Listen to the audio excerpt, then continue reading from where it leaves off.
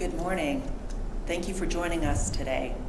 My name is Carrie Bingen, the director of the Aerospace Security Project here at the Center for Strategic and International Studies. On April 14th, officials from the United States and the Republic of Korea met in Washington, D.C. for the fourth U.S. ROK Civil Space Dialogue. At a time when there is uncertainty about U.S. foreign policy and our engagement with allies and partners, this dialogue is a testament to the strong relationship between our two countries and the many possibilities for how we enhance cooperation in the dynamic and growing area of space. I'm pleased to welcome the leads of these delegations to CSIS to discuss the dialogue and where we go from here. Minyoung Han, the Director General of Climate Change, Energy, Environment, and Scientific Affairs Bureau in Korea's Ministry of Foreign Affairs. John Lee, the Deputy Administrator for Mission Directorates in the recently created Korea Aerospace Administration, KASA, although I must admit that I was partial to the previous name Kari or Kari, the Korean Aerospace Research Institute, but I understand it still exists within the organization. Valda Vikmanis, the Director of the Office of Space Affairs at the U.S. Department of State, and Karen Feldstein, the Associate Administrator of the Office of International and Interagency Relations at NASA. Korea has the technical ability and industrial base to develop into a world-class spacefaring nation. It is making impressive progress in space communications, navigation, earth science, and lunar science. And it's also advancing on the security front in areas like ISR, intelligence, surveillance, and reconnaissance. Our individual and our collective national interests are well served by leveraging the capabilities and talents of both nations. I want to commend these leaders as they set and execute a comprehensive agenda for civil and commercial space cooperation. To guide the discussion this morning on this important space relationship, we're fortunate to have Sean Wilson with us, the former Director of International Space Policy at the U.S. National Space Council, and we're fortunate to now have him at CSIS as our Senior Associate Non-Resident within the Aerospace Security Project. Over to you, Sean. Hey, thank you, Carrie. It's delightful to be here, and it's delightful to be with this distinguished panel and to have a chance to welcome our virtual participants as well to what I think will be a very interesting event. To pick up on what Carrie just introduced, we've seen a lot of progress, an impressive amount, in the U.S. ROK space partnership since 2023 in particular. We obviously had a state visit where he was able to visit NASA with our Vice President. We, of course, had U.S. Korea Space Week, the first one ever, in Seoul later that year. The following year, we had KASA that was stood up. And of course, Korea's budget for space has continued to rise significantly in the intervening time. And so with that much promise out there, I'm excited to hear, one, how your dialogue went this week, but two, how we can take things forward. And so to kick things off, I would like to just start with a broad question to give you a chance to sort of explain to the audience, first, what has brought you to Washington this week for this discussion, and then two, what do you see as the key priorities coming out of the discussion? So we'll start with you, Director General Han, please. Thank you very much. Thank you for having me. We had, as she introduced, we had the first Korea-U.S. Civil Space Dialogue. That's why we are here. We had this meeting yesterday, and we've released our joint statement. This visit reminds me of my memories back to 10 years ago when I was involved in the negotiation with the U.S.-Korea Framework Agreement on Space Cooperation. If you see this joint statement, you can see the breadth and depth of the discussion that we've made yesterday, and I'm very proud of what we've achieved together. On the priorities of our space cooperation, the Korea-U.S. alliance applies to space, as our leaders repeatedly affirmed. And I would like to mention three areas which our alliance has the priority in the space. First is space norms, the second is space economy, and the third is national security.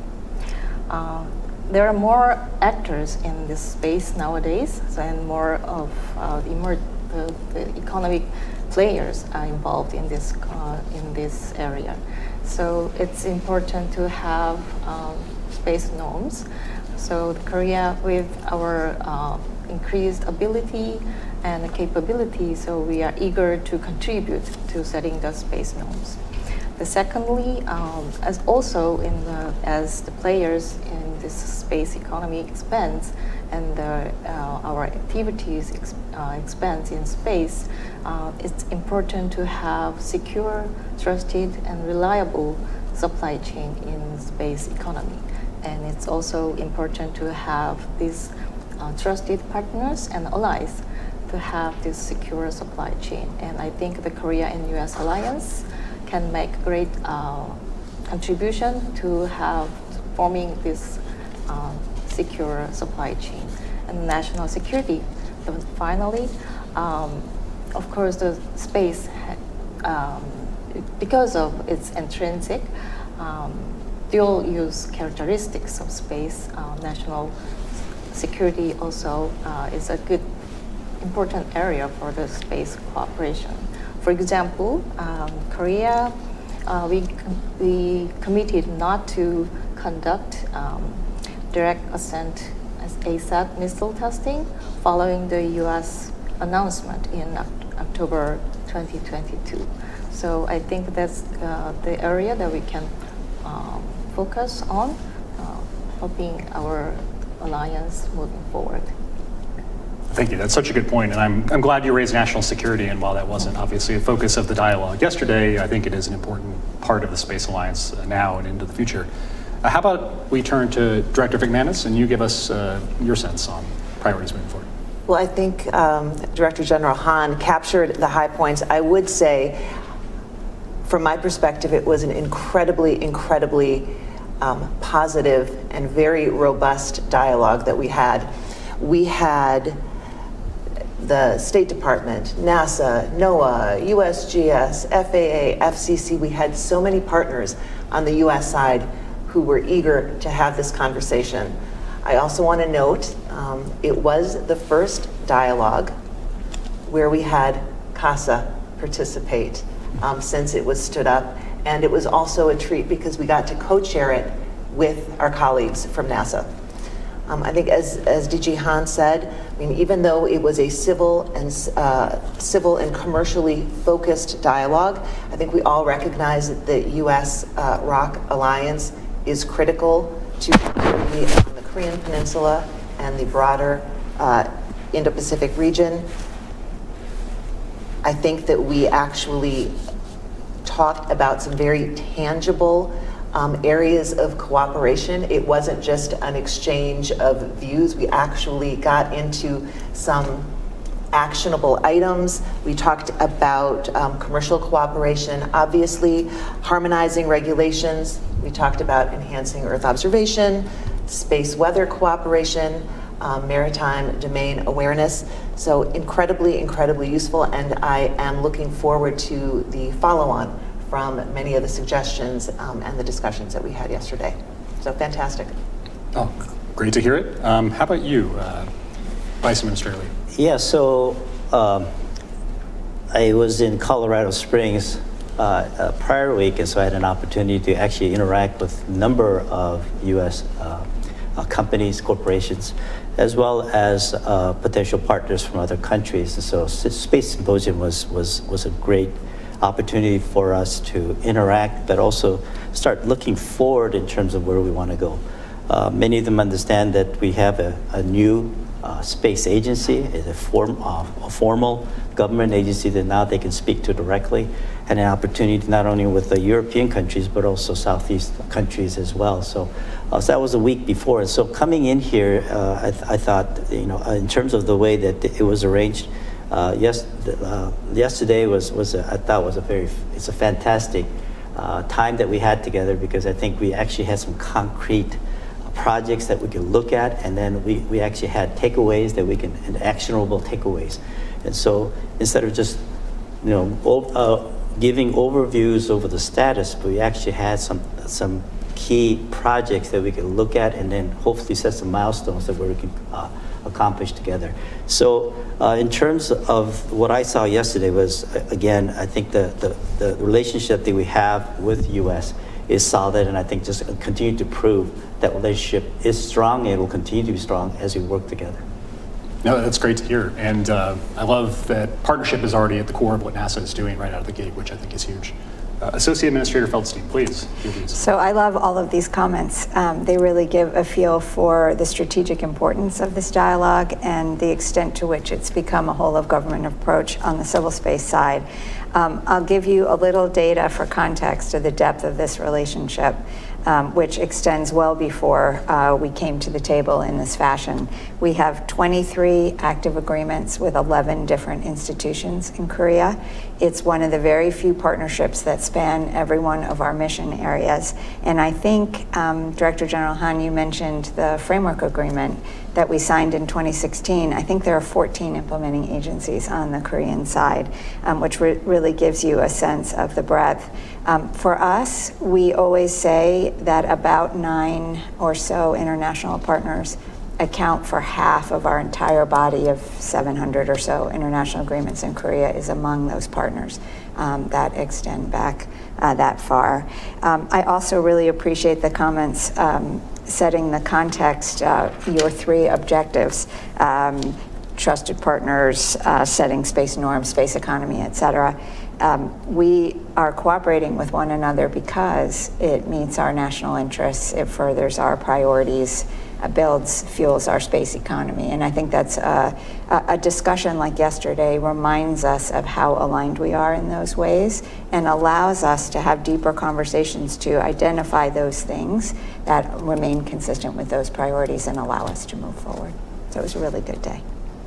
I'm just delighted to hear the framework agreement is getting so much utilization and that there's already so many agreements, or I should say implementing arrangements attached to it. That's fantastic news.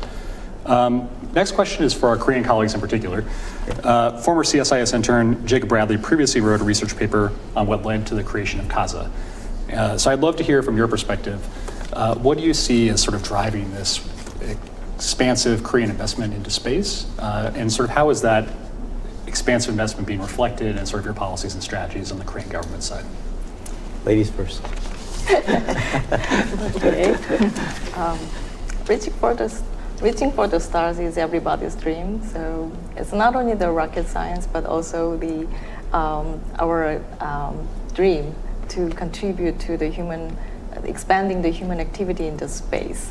As Korea has developed economically and developed technical and technological capabilities, Korean people, we have this national consensus that we need to work more on this area and we need to contribute more on this space exploration and space development.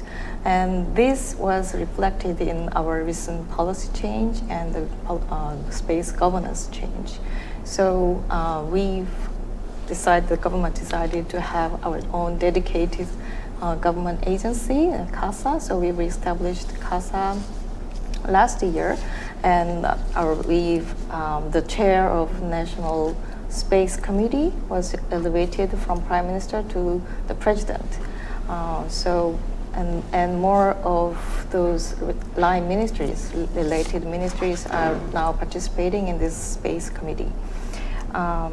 So based on this change, Korea is aiming high to become one of the world's top space economy by 2040. And we've developed ambitious plan, including landing on the moon by 2032 and reaching Mars 2045. So this development, and we are also developing the Korea positioning system in close cooperation with the U.S. So this is the development that we are now working on in this space area. Well, thank you. And also just as a plug for colleagues here, for those that are watching, there was a joint statement put out following the dialogue. It's on the web, so you can read about the outcomes from the dialogue as well in written form, should you want to refer to that later. And to DG Han's point, one of the potential outcomes is ground stations for Korean Positioning System, or KPS, based in the United States, which is a huge step forward. How about over to you? I think she knows the organization better than I do. Korea has a long history of astronomical observation, and so they've always been interested in the stars and the world beyond, the universe beyond. So it's not big surprise that there's a big push to get an organization together to actually have a government organization that oversees what's happening in either KARI or KASA and some of the other institutes. So what's driving this obviously is that sense of exploration, number one. But more importantly, there is this new space that's out there, that there's a major movement among all the countries, and there's a global movement toward going beyond Earth. Not to say that Earth is unimportant. I think we have some programs that actually look at the Earth. But in terms of the future that we are looking at, we know that, for example, one company I think put out a study where the estimated the world economy is around $630 billion, I think in 23. The projection is that in 10 years, that'll nearly triple. And so we want to make sure that Korea is positioned to be a part of that global movement. And in order for us to get there, I think we need to have a governmental organization that is looking at and assessing all of what's going on in the world, but also have a governing body that coordinates international cooperations and collaboration as well. And so those are the types of engagements that I've been involved in, trying to facilitate just the foundations where we're laying the relationship, laying the grounds for the relationship to grow, particularly with the U.S. and a number of other partners around the world. That's fantastic. And staying with you, Okay. We're of course coming up on the first birthday of KASA, which is Correct. exciting. Right. How is it going so far? How is the startup, and sort of what do you see as the priorities for KASA and NASA moving forward, whether in commercial collaboration or heliophysics or some other areas? Sure. So we will celebrate our anniversary on May 27th, so it's only less than 2 months away. We're over 90% capacity in terms of the recruits. So our target is capped at 294. And so we're over 90% in terms of bringing in all the employees. We're very fortunate to have some real quality folks come and join us. We've also have already, in fact, at the Space Symposium, we signed 3 MOUs with 3 different countries. We expect to have a few more. In June, we'll be going to Europe to sign an agreement with ESA. So we are moving forward with a lot of what we're doing. We've identified some of the major projects that we'll be involved in. If you go to our website, if you could read the Korean, we released our strategic plan for the next 20 years. We hope to have the English translation up there soon. We're still working on the English translation, but in February we released the strategic plan for us. Next, it'll sort of outline what we plan to do in the next 20 years. We're also working on a roadmap that for each of the different for the 3 areas for space transportation, satellite division, as well as science. The aeronautics, we just need to take a little more time to just make sure that what we are putting together is very coherent. But the bottom line is we put together a strategic plan and a roadmap that covers 1 year, 3 year, 5 year horizon. So that will be released very, very soon as well. And then we're working on some of the more internal documents that we need, such as a system engineering handbook. I know that NASA has one. Ours is going to be more catered toward, it's basically tailored to what we need internally in Korea, as well as KASA procedural requirement document that we're working on. Now that's in terms of its scope, for us to cover all the bases, it can't be done in a few months, obviously. And the last thing is we're also working on a decadal survey that will be renewed every 5 years now. The reason we're putting out a 10-year decadal survey, but renew it every 5 years so that we can just continue to update it. And as technology evolves, we want to make sure that we're capturing all of this as we go at it. So those are some of the major events, activities that we've been involved in last 10 months. Oh, congratulations. It sounds like you're very busy. Yeah. Let me turn now to Associate Administrator Feldstein to get your sense of what you see as the priorities in the coming years for civil cooperation. Well, it's been actually amazing to see the evolution that is being described here in Korea space. First, elevation at political level, which is absolutely essential from our perspective to getting accomplished what we want to do as nations and what we want to do in partnership with others. Also in being an early signatory of the Artemis Accords, watching you bring that leadership forward into the international community. But where I think I see it the most is in having a very much more focused and strategic approach to articulating your priorities and how they mesh with those of the partners that you've mentioned, John, here, as well as with NASA. I noted yesterday that you brought very concrete examples of where Korea would like to participate and contribute that are very targeted to needs and gaps that you perceive exist for the U.S. side, which is really just a terrific approach to collaboration so that we can line those interests up. Korea is providing, it's called KRAD Cube, I believe, a CubeSat on Artemis 2, looking at space radiation and its biological effects, a critical need. Much of what we're doing in space science focuses on space weather, critical, again, at a whole of government level to so much of what we need to understand and accomplish.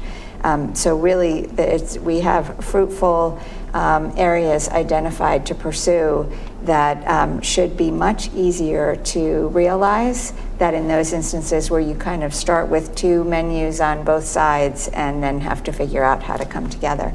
So you mentioned, Sean, the joint statement. It's one of the densest joint statements that I've seen. It is very detailed and it really covers every area, and I think that again is reflective of how we go forward to choose those things that we can do together. That's great. I enjoyed reading the statement too, and I certainly learned a lot, and encourage our audience to take a look if you have time. DG Han, I'd love to hear from you with your MOFA hat on. In terms of the broader space partnership, kind of what do you see as the vision moving forward over the next 10 years? Yes, our bilateral cooperation in space has achieved a lot since the last several years, but still in an early stage. So compared to considering our potential, so I think we have a lot to achieve in the next 10 years. Our alliance, as I mentioned, that applies to space, and our countries have committed to strengthen space cooperation across all sectors. So this civil space cooperation will naturally also connect it to the expanded security cooperation. We are keen to support the development of U.S. space situation awareness and space traffic management policies, and hope to explore how we can contribute to data exchange and standardization of these systems. For example, there are so many Korean companies who are eager to participate in the U.S. space program as well, and also to work with the U.S. companies. So I think the government can support their activities, and we can also arrange the cooperation among those two the companies in two countries. So in that sense, I'd like to introduce that we are going to have a new space seminar this afternoon. So we've invited the 13 Korean companies who are eager to participate in the cooperation with the U.S. And I think this will be the good opportunity, a good venue for Korean companies to share their plans for the space cooperation. Well, thank you, and I really appreciate you raising the commercial angle, which has been, I think, so important over the last couple of years, and making sure that the commercial space industry has sort of a seat at the table and is participating in sort of driving these dialogues, making partnerships, helping the alliance achieve its objectives. 13 companies is a lot to bring all the way across the Pacific to the United States, so I congratulate you on what I'm sure was not an easy herding of cats, as we would say in American English. And I would just note that not only is Korea bringing to the table interesting space technologies for collaboration, but you also have advanced technologies in sort of adjacent sectors where I think there's a strong Korean competitive advantage. And so I'm excited to see whether it's pharmaceuticals or robotics or some of these other areas, how Korea will leverage that type of expertise as well in space moving forward. So that's very exciting.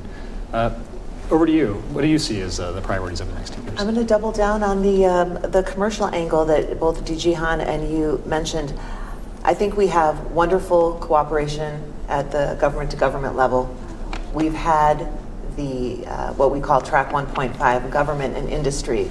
And I think the future is really going to be Track 2.0. How do we facilitate, but then get out of the way to let companies, Korean companies and US companies collaborate, cooperate, and I think we can be sort of the impetus to get that conversation started. But ultimately, I think that's where the future of our relationship lies. I think it is truly boundless what Korea is doing now, the opportunities more broadly that we're seeing in space, whether it's space stations, a lot of opportunities, I think, for Korea, either in collaborating on that as customers, as investors, as partners in some of these endeavors. So I think that's really where the future is, and I think that we need to be, from my perspective, we need to make sure that we are promoting U.S. companies, giving Korean companies an opportunity as well, and that we're really facilitating that dialogue and that cooperation. Our conversations at the gov-to-gov level are strong. Those relationships are established. KASA is in place, but now how do we help drive that next piece, which is really the commercial piece, in my estimation. Yeah.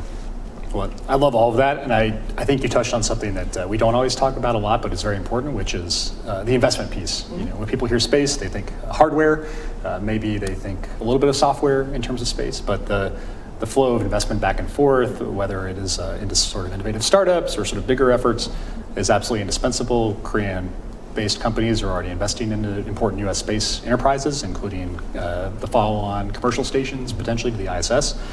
So I think that a partnership is already going well, but I think making it explicit, bringing those investment colleagues into the discussion will be a really important part of your efforts to convene moving forward. So I'm excited to hear that. And so now I think we've exhausted all the initial questions I had. So we're going to turn to you, our audience colleagues, because you've been sending me questions on this iPad, which I have promised my CSIS friends not to screw up. And so we'll pick from a couple of those, and at some point we will run out of time, unfortunately, but we will do our best to get through all of them. So just looking through here, one that jumped out at me from Mia Thiagarajan at CSIS is, how can the U.S. and ROK use information sharing so that KASA can build off of lessons learned from previous space missions and advancements?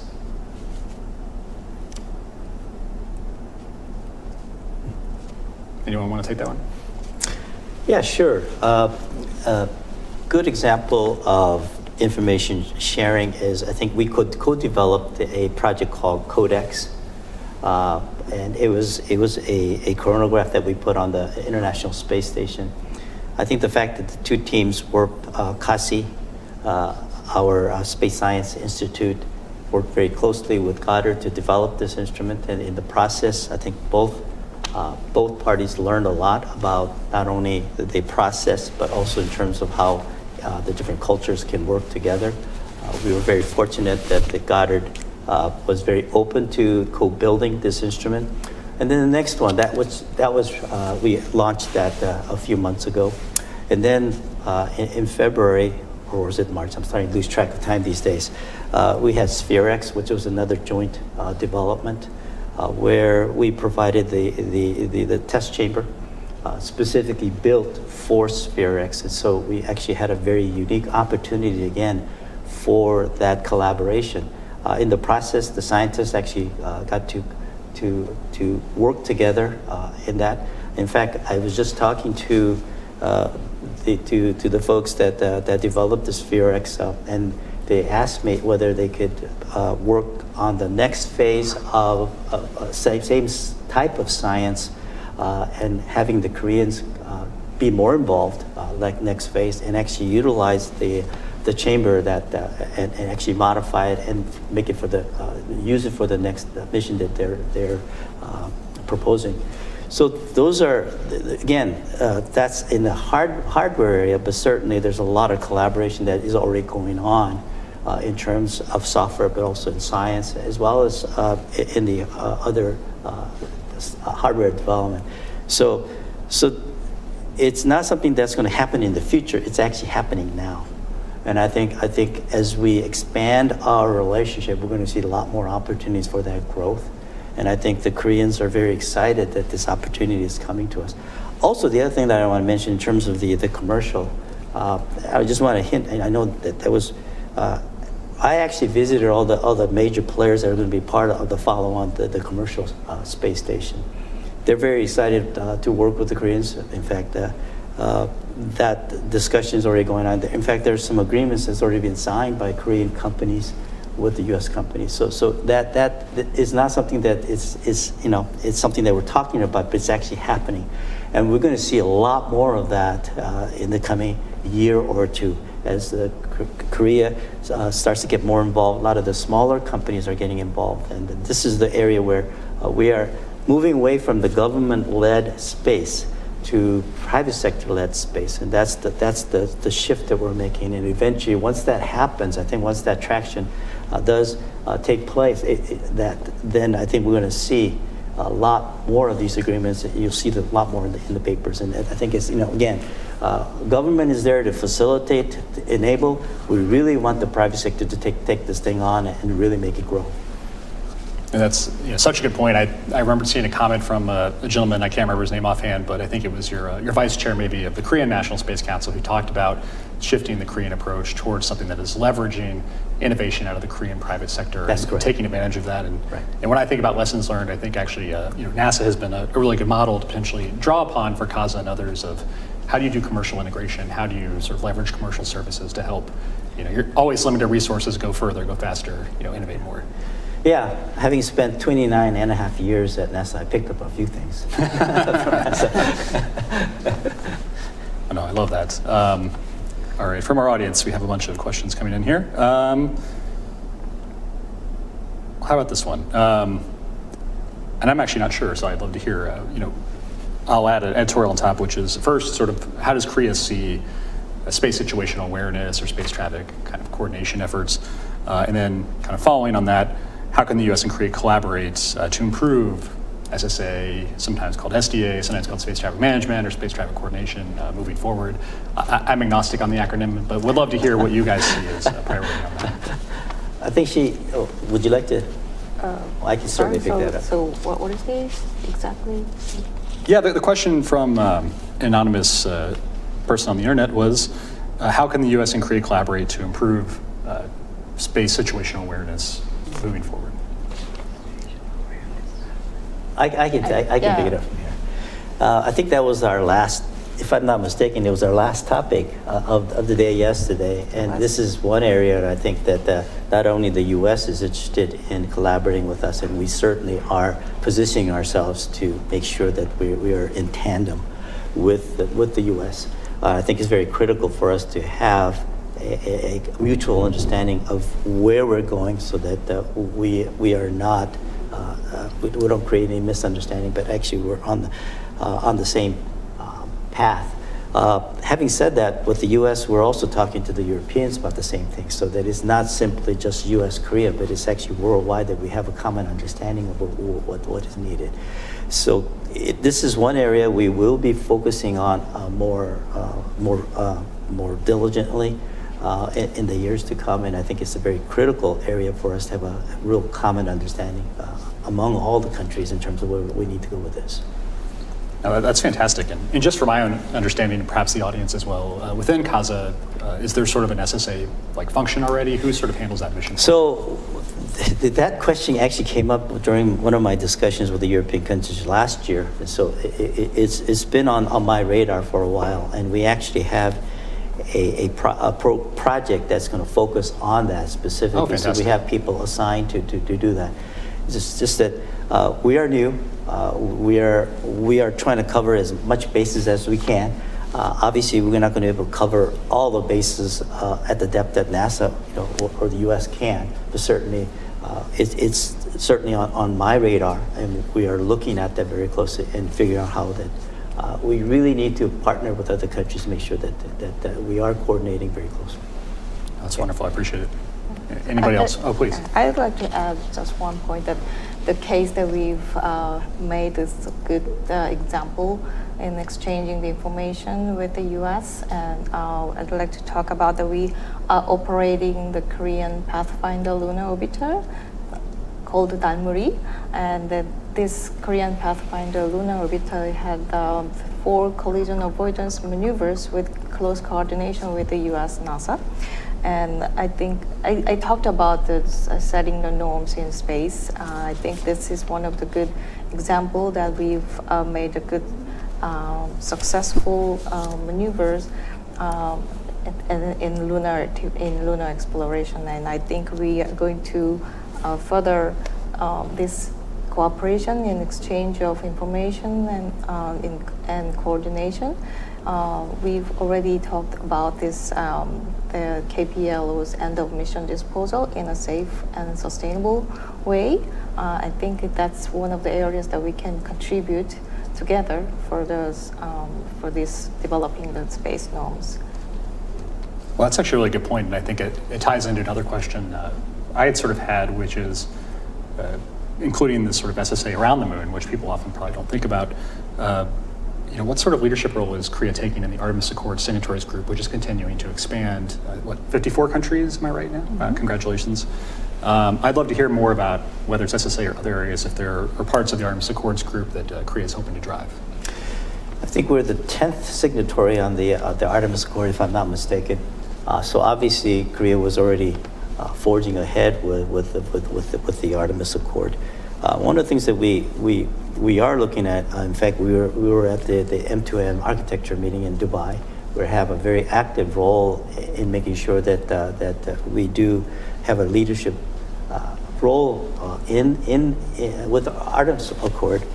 And one of the things that we are actually engaging in some of the Asian countries that we would like to see more get involved, so that we have a global coverage of all the countries that are interested eventually going to the moon and to Mars. And our focus is always the moon, because that's the next step. But Mars really is also a part of this bigger picture. And so one of the activities that I'll be involved in is, again, engaging a lot more of our partner countries nearby Korea. And hopefully we can get them more engaged in this, so that we again have working toward a common goal.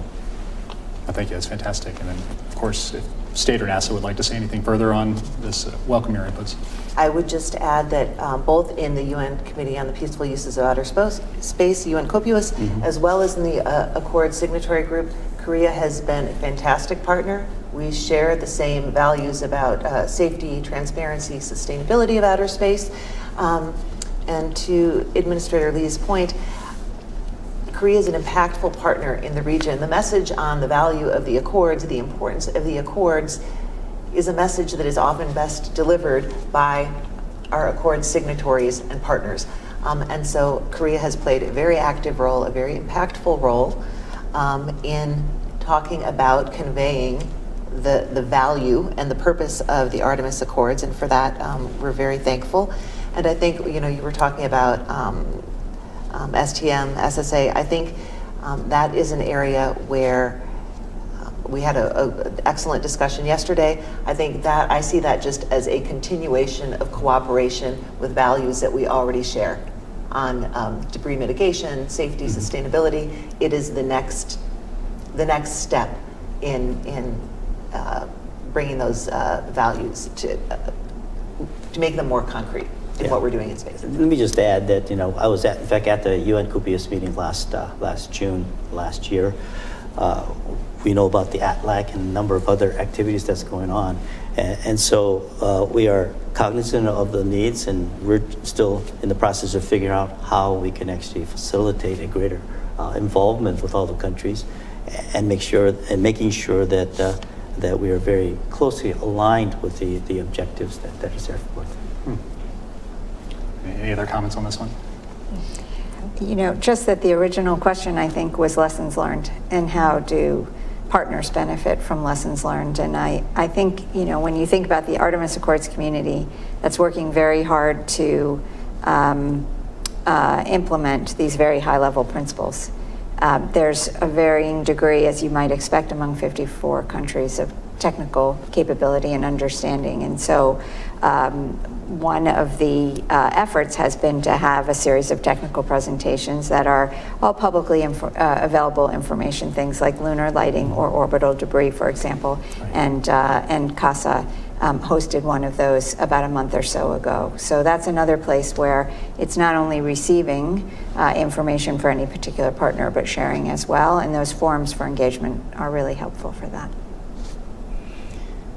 If I may just add one more, and that is, what we're trying to do is that Korea will now become a contributor country. Okay? I think up to now, and not to say that we didn't contribute before, but I think the mindset is we're no longer simply participating, but we're actually going to be contributing. And I think that's the mindset that is really going to help us forge ahead. The idea is that we too have a lot to contribute, and we want to make sure that we are part of we're part of that platform that actually push forward these common ideas and goals. And so it's important for us for the world to understand that we're coming with things that we are able to contribute as well. And that's fantastic news, and it sounds like your ambition is to also further progress into sort of leadership in a number of areas, which is obviously welcome, and I think the U.S. can always use more contributions from close allies such as the ROK. Let's see, I've been negligent in my audience questions. Hold on. I think we touched on this a bit earlier, but from Mia at CSIS, how can KASA leverage public-private partnerships to achieve its space exploration and cooperation goals? I know we talked about sort of industry a little bit, but if there's other pieces of that you'd like to unpack, please. Yeah, so let me just add. So up to now, the space industry has been very focused on high-cost, low-risk missions. Okay, what we're trying to do now is to go from that to higher risk but lower cost. Okay, and the reason we want to do that is we want to be able to lower the entry level for a lot of the smaller, medium-sized companies. Up to now, a lot of those companies have been very limited in terms of their participation. But so our goal is to shift that from government-led to private sector-led, from high cost, low risk missions to higher risk but lower cost, so that companies can come in and take some risk. And I think that's very important because in order for these companies, small to medium-sized companies to grow, we need to give them that opportunity. So I think our position at KASA is to enable many of these smaller and medium-sized companies, because a lot of innovation is going to come from that sector. And we want to make sure that we are actually leveraging the expertise that's there and the drive and the desire. So hopefully with that we'll see a shift in the country. No? Okay, next question from our kind audience here.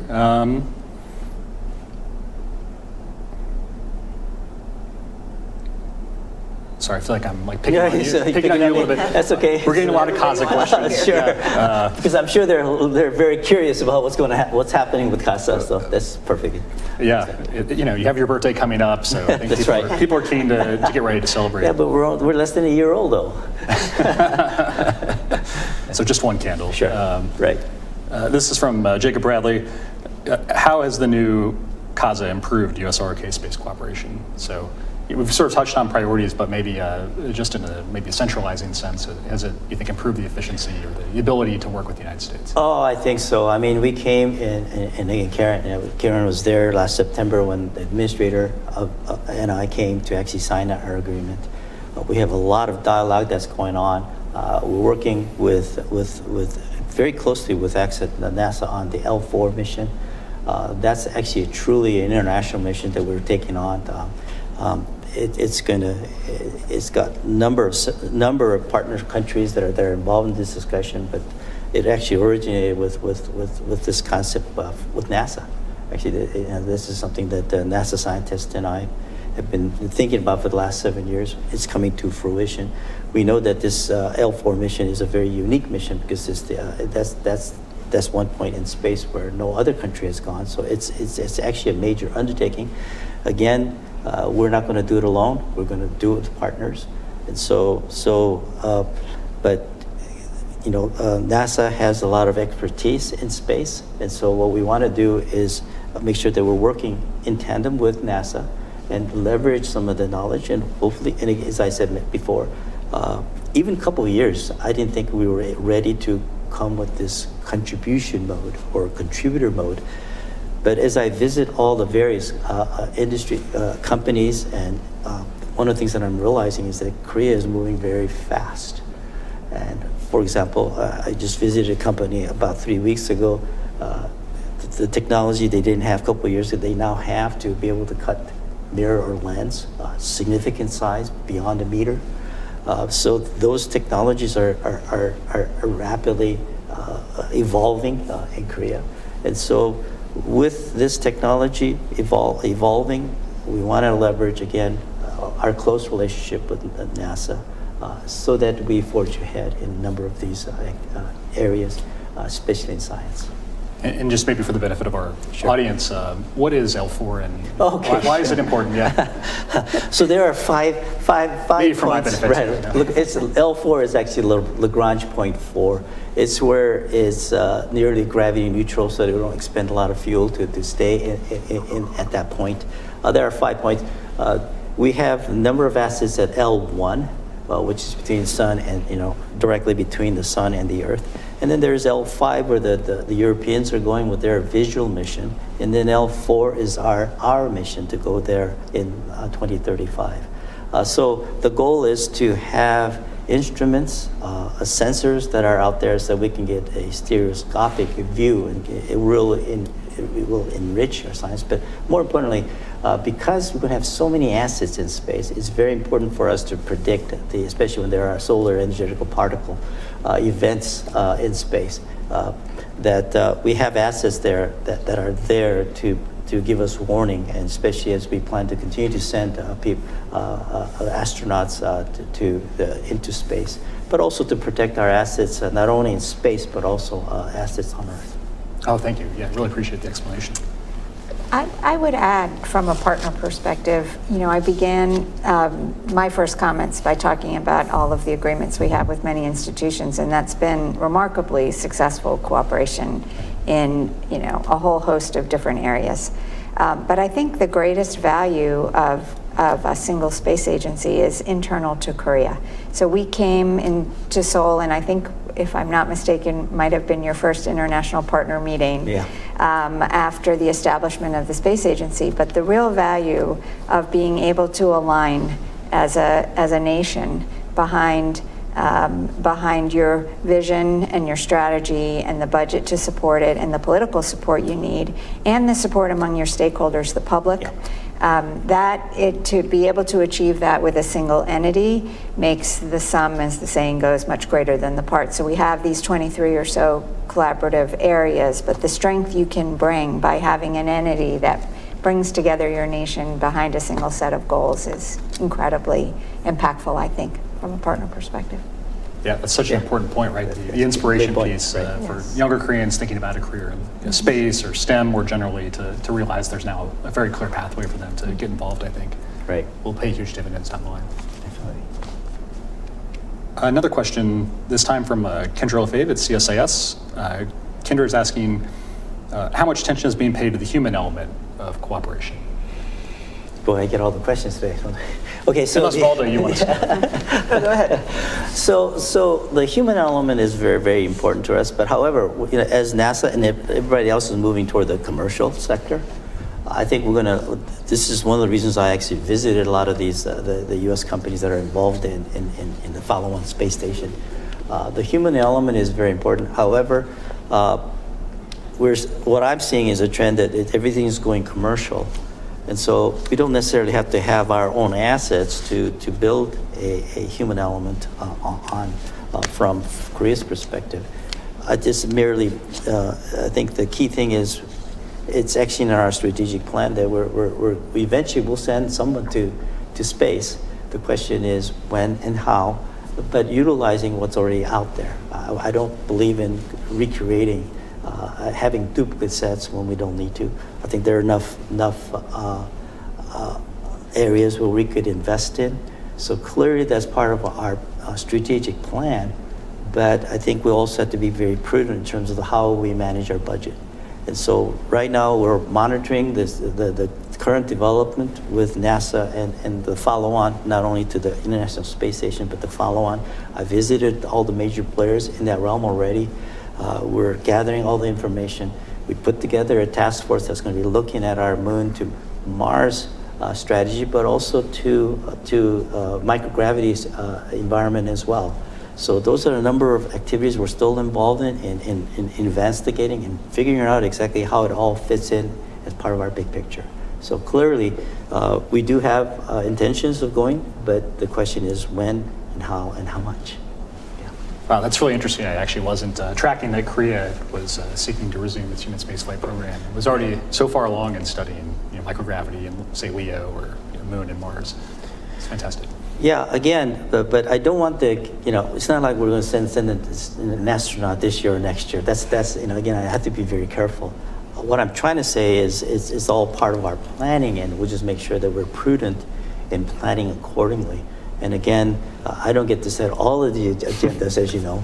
And so as we work together within our agency and cooperating with the other governmental agencies and just in terms of where the government's priorities are, we're going to forge ahead. But we are cognizant of what is happening on that front, and we want to make sure that we don't miss the boat there either.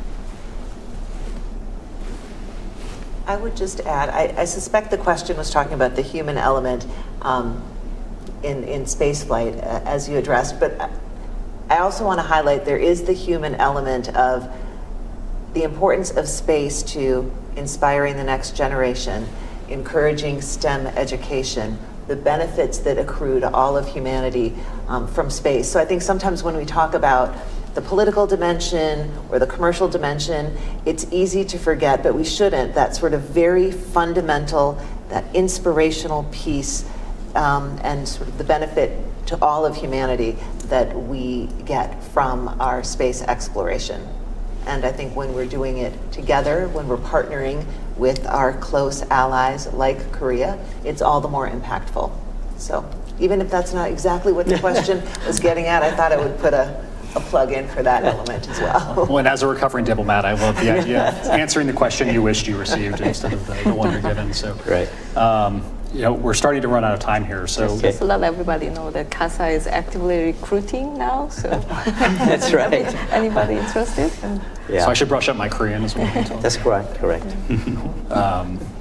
Well, since in the interest of answering the question you wished you'd had, is there sort of anything else the panelists would like to sort of raise that I neglected to ask about, or you think it's important, for the audience to understand moving forward? I'll go first. Please. Then? Yeah. As I mentioned, that the Korea and U.S. are strong allies for the last more than 70 years, and space is one of the key areas that we can develop our alliance into the real strategic, comprehensive alliance. And of course, this not only on the security sectors, but also from the economic aspects as well. I talked about this commercial cooperation, and it also have the security implications. So the Korea is and will remain as an ideal partner to U.S.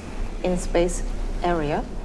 Korean companies, as he mentioned, that Korean companies have very strong IT technology, and Korean companies have also advanced manufacturing skills and have their passion for innovation, while the U.S. company, they have, of course, vast, deep experience with cutting-edge technology. And I think leveraging those comparative strengths, we can work more and we can explore more opportunities. For example, the Korean companies can participate in the U.S. space program. Also, this U.S. space companies can find more new markets, especially in Asia, in partnership with Korea. So I think Korea and the U.S. will remain a close partner in space, I think. Thank you. I think I appreciate you re-emphasizing the importance at political level to this relationship and the role that space plays. I'll point out that a former president of Korea visited NASA probably 10 years ago, and it was well before it was a very popular thing to do to include space as part of a head of state visit. And I believe we've had 2 from Korea in total. And so I think that sets a very important framework for not only our government-to-government cooperation, but our commercial cooperation to flourish. And so this really is a top-down, bottom-up, very in-depth relationship that clearly there's lots of room to continue to grow. So. I just want to thank our Korean colleagues for what was a wonderful, wonderful dialogue. I look forward to continuing our cooperation. I look forward to our next dialogue in 2027. In Korea. In Korea, yes. All invited. And to actually, doing the work between now and then. Dialogues are wonderful. They're important. The real importance is the work that we need to do between now and our next dialogue. And so I look forward to that. And thank you to both of you. One area that I didn't mention, but it's also very important in terms of what KASA is doing, is encouraging the academic, the setting where the academia is exchanging ideas as well. So, in fact, I've been visiting a lot of the universities trying to figure out if there are counterparts in the States that they can partner. So that's another area that hasn't been mentioned a lot, but it certainly is, we are looking at that and making sure that that is actually happening. So we're covering not only the government to government, but the business to business, but also from university to university, so that sector is growing as well. So it becomes a healthy balance in all categories. And I really like that you touched on that. I think it's huge because the bandwidth of all of the agencies represented here is finite. I think you mentioned over 700 agreements that just NASA is sort of administering.